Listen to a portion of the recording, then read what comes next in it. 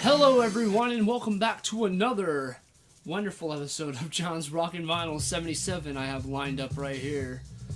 Right now I'm going to make a quick little response to Randy's subscriber contest video where he finally hit that wonderful 149 subscriber mark.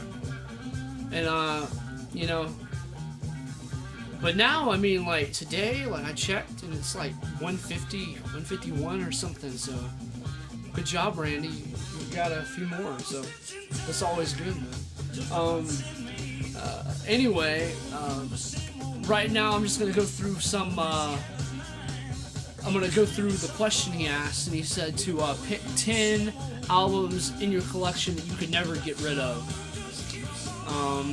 And I got my 10 sitting right here, ready to show, and really not in any kind of particular order, but right before we start that, I'm going to go ahead and tell you what's playing in the background, because you might want to know, because I'm pretty sure everybody knows this, but Robin Trower's Bridge of Sighs, just a phenomenal Jimi Hendrix inspired hard rock record with a lot of jamming going on, man. This is a fun record. It's a great album to listen to. It's just anyway, I showed that and I'm playing it because Randy showed it in his video, and I thought that was something good to play. You know, I thought I'd show my Robin Trower, so there you go. And anyway, if you're not already subscribed to Randy and you haven't checked his videos out, go ahead and check him out, because he's one of the best, I think. He shows all kinds of great stuff. He has tons of psychedelic rock stuff. He's really deep into the heavy rock. He's really deep into garage rock.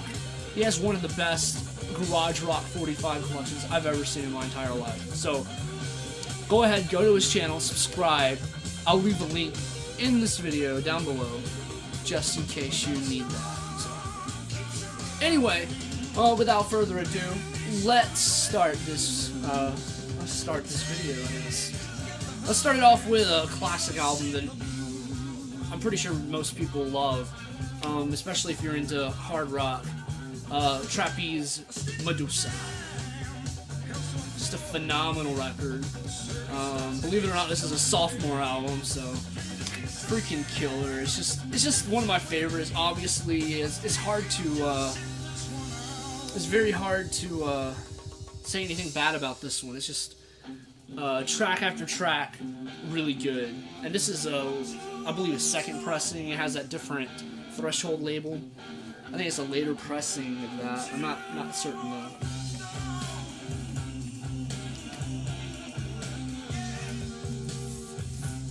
But yeah, of course, featuring very young Glenn Hughes on this record. He would end up going to Deep Purple and many other great bands, Black Sabbath, to mention. Oh man, solo stuff. I mean, he's having a new album released. I mean, get ready, man. I'm gonna try to pick it up, his new album. So watch out for his new album, and check this out if you're a fan of hard rock. I mean, I'm sure everybody knows it. I mean, it's hard not to know that record. And here's an album that Randy did show, and I'm just going to second it. I just think it's a great album, and I think it deserves to be in here. It's 10 Years After A Space and Time, of course featuring the wonderful, late, great Alvin Lee on guitar and vocals. This is probably their last fine album before they kind of faded off into obscurity because of the record label, forcing them to go to a more commercial sound, which basically screwed the band over a lot. I'd Love to Change the World. What a beautiful song. This is just a classic record. I recommend any rock collection to have this. Just a phenomenal record, and I totally second that. Up next, this is kind of an album that that has a different meaning as to why I'm keeping it. It's a great record and all, but this is has more meaning to me because this is my first BCLT ever, and it was from LJ. if you watch my video, it's like called like the first BCLT ever or something video or whatever. But I'll show this, and I do have another copy of this now, but this copy still, the vinyl is a lot better than the other copy, so I'm gonna keep this, and I'll never get rid of this because this is pretty special to me. Because it's, you know, one of my first, well, is my first VCLT, whatever, ever, I guess. I don't know. Up next, we have another classic record that really like blew my mind that this was the same band. Journey's very first debut album from 1975. Just monstrous, heavy, crushing guitar from space rock to hard rock to just extended jams galore, ripping, shredding, crazy drumming, great vocals. Everything about this album is amazing. Check it out if you're not familiar with it yet. It's one of those game changer records. Just nothing like when Steve Perry joined the band. Nothing like that. Super heavy guitar work. Very experimental, like very I don't know. Just check it out. It's a great record. I recommend it. Any rock fan, any fan of rock and roll music, check this out. I almost dropped. I must not be all there today. Up next, here's a record that everybody knows that I have, and I'm just gonna show it up. Blackwater Park Dirt Box. That's where it usually goes. There's your fried egg. Just a great record, and it's very rare, and I got it really cheap compared to what they usually sell for. So I was really excited to get this, and it's just it was exciting to get this, and it's just killer German hard rock. Check it out if you're not familiar with it. I know I've shown this before. Like I've shown mostly all of these, if not in recent videos, then some of my later or my past videos. But up next, here's another record that has a little bit of meaning to me. This is the first record I ever bought with my own money back when I was 13 years old at an antique shop. I can't remember how much I spent on it. It's probably $4 or something stupid like that. But the Hollies, still one of my favorite of the British Invasion bands. Phenomenal stuff. Just has all their hits, everything you could ever imagine, right there. Cool album cover too.